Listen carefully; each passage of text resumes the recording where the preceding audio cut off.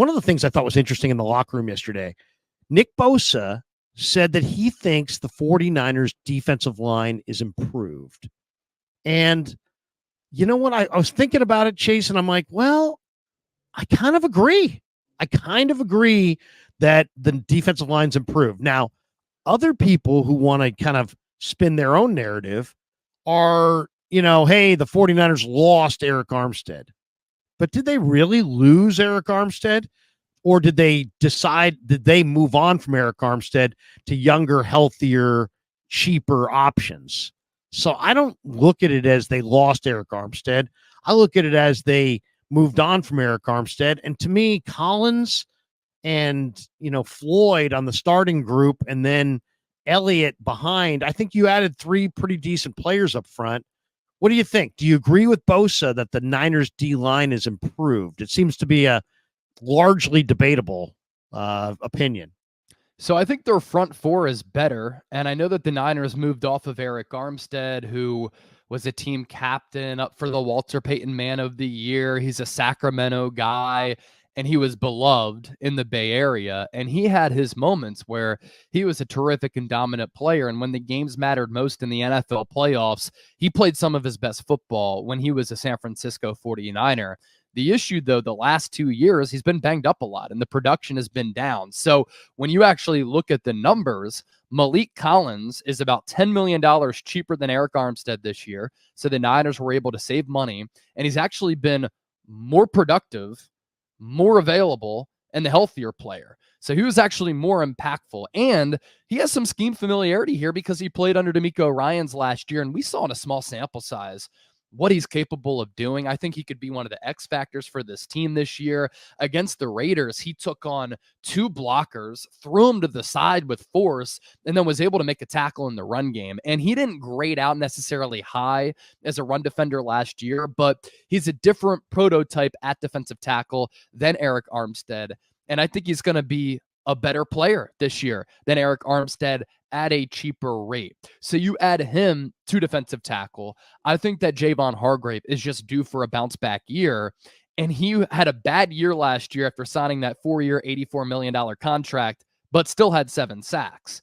I think that Leonard Floyd is a clear upgrade over Chase Young. More bend, more twitch, more speed, better pass rusher, more consistent player. You're going to get more of a consistent effort. He has 9+ sacks in each of the last 4 years. There are only like 4 or 5 other players in the NFL who have been able to do that. And we're talking about the Myles Garretts of the world. And he's played in more than 100 straight games when you include the regular season and the playoffs. So this is the best edge rusher that Nick Bosa has had opposite of him since Dee Ford was healthy. And so the front 4, I like it. Starting wise, Nick Bosa, Malik Collins, Javon Hargrave, and Leonard Floyd. You look at some of the backups, Robert Beal is completely unproven. Kevin Givens is kind of a traditional rotational backup defensive tackle who is always going to kind of be a fringe roster type. Jordan Elliott did perform well against the run. I like the depth upgrade there. You have Yetur Gross-Matos as well, and we'll see if he can play against the Jets on Monday, but he gives you that Arden Key, Charles Omenihu, NASCAR package type of role where he can play edge and defensive tackle. So I think the front 4 is better, but some of the depth is highly unproven, and the Niners simply just do not have a lot of depth along the defensive line. But starting-wise, maybe we see a little bit of a philosophical shift. A lot of teams like to rotate their defensive linemen in and out of the lineup to keep them fresh later in the year. I'm not sure the Niners are going to have that luxury. So if their front 4 can stay healthy, I think they're a more productive unit than last year because you upgrade from Armstead to Collins. Let's say Hargrave has a bounce back year. Floyd is better than Chase Young. And I think that Nick Bosa gets back to that 2022 form as compared to last year when he was slow out of the gate due to that holdout. Bosa said, I really like the new guys. I think we've improved. I think Leonard Floyd brings something to our defense that we haven't had. A guy who can make plays all over the field and he doesn't get tired. It almost sounds like a slap at somebody. Having a guy like that who's super long and athletic and can rush, I think this scheme is going to bring out the best of him. I'm excited. I look at it this way. I mean, essentially, it wasn't a trade, but it almost was. I mean, the 49ers, said goodbye to 4 defensive linemen and added 4 defensive linemen. If this were a trade, would you make this trade? Would you trade Eric Armstead, Javon Kinlaw, Randy Gregory, and Chase Young for Malik Collins, Yatir Gross-Matos, Leonard Floyd, and Jordan Elliott? I would. Yeah, I probably would. Yeah, I probably would. And here's the thing, too. The Niners got Malik Collins for a 7th-round pick, and they were able to shed $10 million of the Eric Armstead contract. So I think in totality, it was a smart organizational move and a smart football move. Yeah, no question about it. Okay, I want to show you. You saw this probably, but I want to share the screen and show one of the subplots of this game is that Leonard Floyd got death threats from Jets fans, and I asked him about it. And here he is in the locker room, and he downplayed it at first. Good guy. Here's a minute with Leonard Floyd. Listen to this. You sacked. Wait, here we go. Make sure I've got this. There we go. Okay. Where is it? There we go. Okay. Here we go. Leonard Floyd from a day or so ago inside the locker room. You sacked A-Rod and he got hurt, and the Jets fans went crazy on you and they're giving you death threats. Is that actually happen? Did that actually happen? Yeah, I mean, it was a lot of threats, but I'm trying not to talk too much into it because it was last year. This year's a new year. I just plan to come out and do my job and help our team win. Yeah, that's my goal. Any extra motivation though because of that reaction the fans gave you? It's extra motivation. Period. It's an opportunity to go out there and rush the pass and get out the quarterback. So it's an extra opportunity, man, and I'm taking that moment and running with it. Yeah, can't wait for Monday night. I can't wait to watch this guy. This is probably the guy that I'm most excited about as far as newcomers. I do think this is the best edge rusher they've had since really in this era, opposite Bosa, because I think he's better than what D Ford was when he was a Niner. But, to me, that's interesting. I mean, Floyd didn't want to get into it there, but I mean, he sacked Rodgers. They thought they were going to the Super Bowl. They're Jets fans. They're delusional. They issued death threats at this guy. He's trying to downplay it, but man, he's fired up. I expect him to go off Monday night.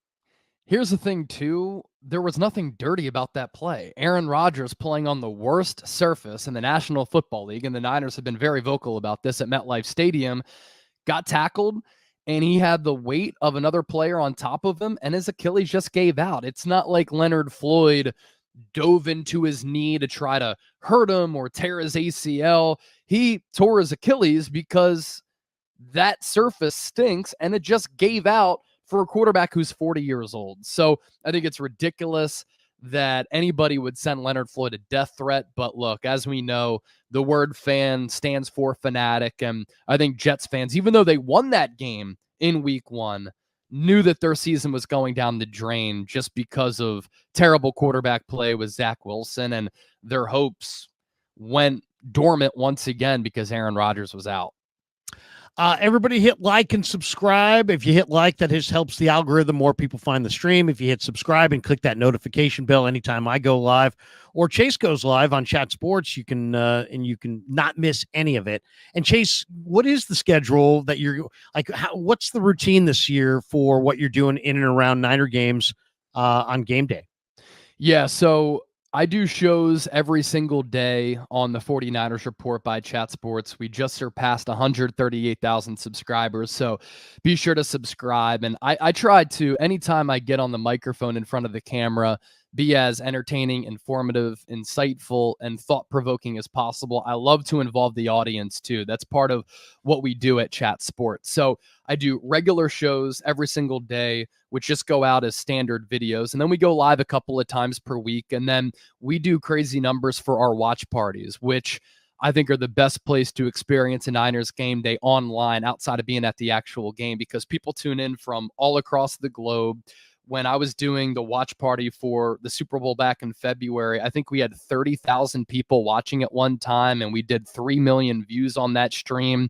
Every stream that we did last year was well over 100,000 views. And in the preseason, we were doing like 70, 80,000 every single game.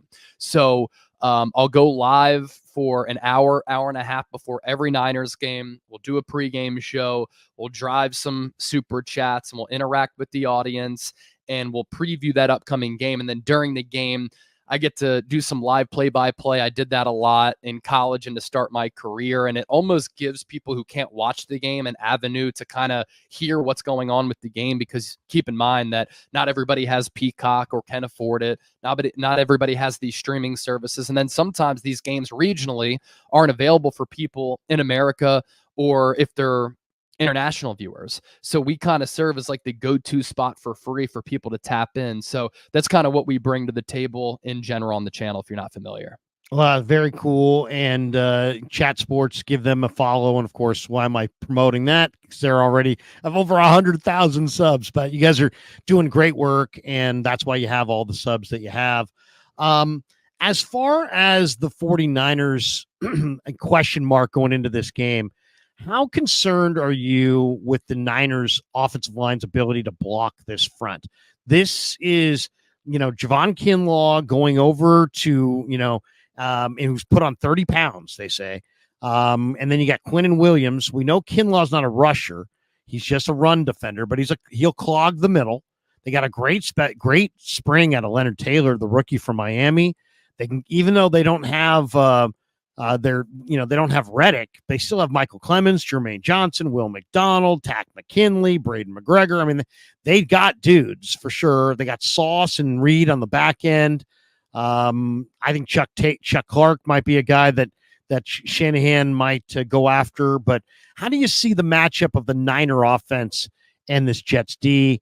Gardner does not travel, so Aiyuk can.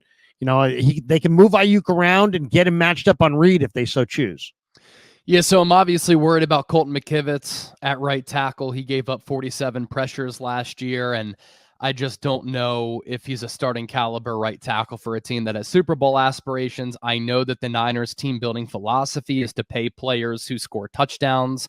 The Niners have talked about that. Chris Forster has talked about that, but he's a leaky valve there at right tackle. I do think that Dominic Puni, who looks to be the real deal, can really help him out on that right side.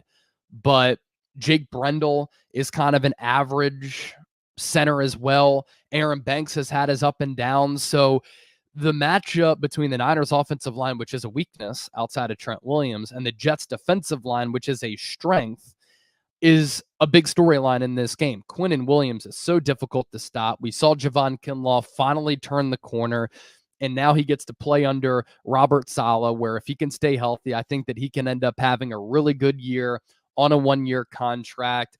It looks as though hopefully those knee issues are past him. But this is a great matchup between this Niners offense just in general and this Jets defense. The Niners had the number one overall offense in the NFL last year. Robert Saleh knows how Kyle Shanahan approaches the game of football, how he thinks about the game of offensive football.